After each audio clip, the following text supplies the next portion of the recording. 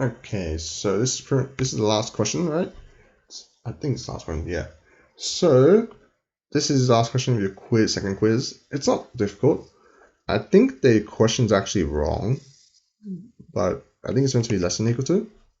Right? Because the reason being is because adjusted R squared, the idea of it is to account for the fact that R squared is always increasing because you have more terms. If you add more terms, right? Obviously your predictor is going to be better because you have more wiggle room.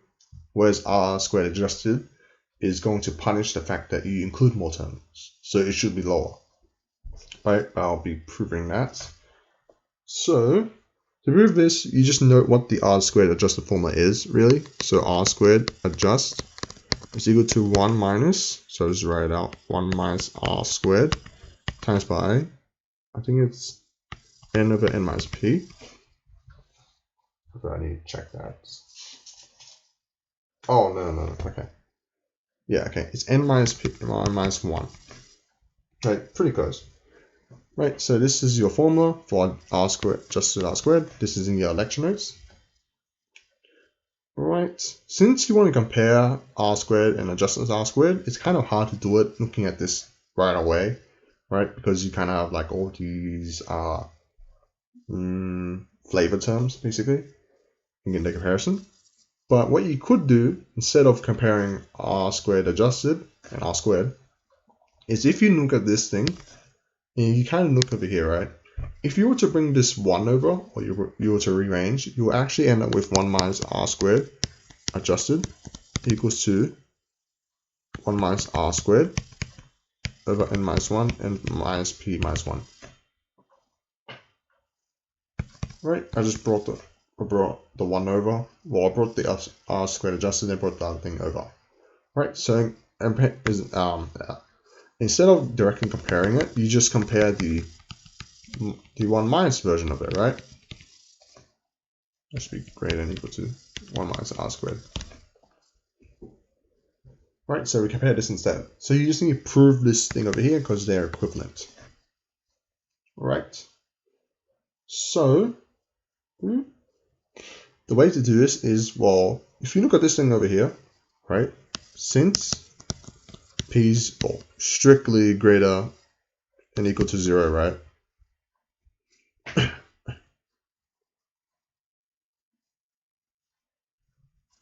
Actually, yeah. Okay, well, actually, no. Since p is greater than or equal to 0 and p is smaller than or equal to n minus 1. I think it's smaller than or equal to n minus 1. Yeah, it has to be. The reason why p has to be smaller, well, it has to be smaller than n minus 1 is because if we had more parameters in the model, if you had more parameters than the data points you have in your model, you wouldn't be able to estimate the model anyway, right? So let's say you have 15 parameter models, but you only have 4 data points. That's not possible, right? You wouldn't be able to fit a model to begin with. So since p is within this range, you can see that n minus p minus 1 is actually greater than or equal to 0.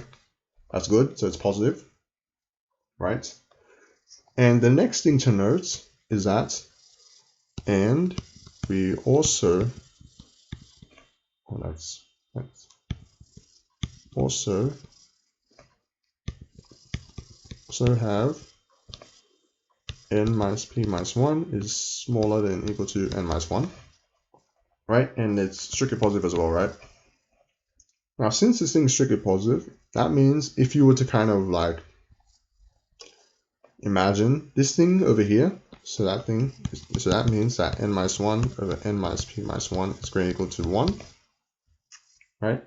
So to make these two things equal, you have to scale this term up in size, right? Because this thing is greater than or equal to 1, as you can see here. And by noting the fact that r squared, right, r squared is in between 0 and 1, and so is the adjusted r squared, 0 and 1. Right, both of these values should be between 0 and 1. You see that both of these sides are positive, And since everything's positive, you don't have to worry about any of the weird shenanigans that happens with signs or inequalities. So you can easily see that since you need to increase the right hand side per se to make it equal to left hand side, that is essentially saying 1 minus r squared adjusted is greater than or equal to 1 minus r squared.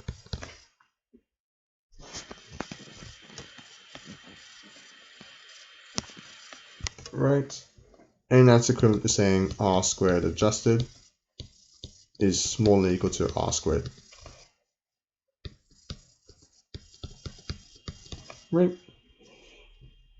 So the question isn't necessarily difficult. I just included more detail in this because just in case, because these things only work if said things are true, right? P has to be within this range, otherwise this n minus p minus 1 thing will be negative.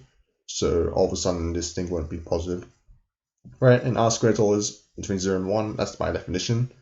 Adjusted r squared, that's kind of easy. That's not too difficult to check with this formula over here. You can check that this thing is between 0 and 1. This thing is always... Oh yeah. Oh yeah. This thing should always be positive. Well, it should always be positive because the right hand side is always positive. So that's fine. Right, and from there you can do the inequalities normally. Right, that's pretty much all for this question.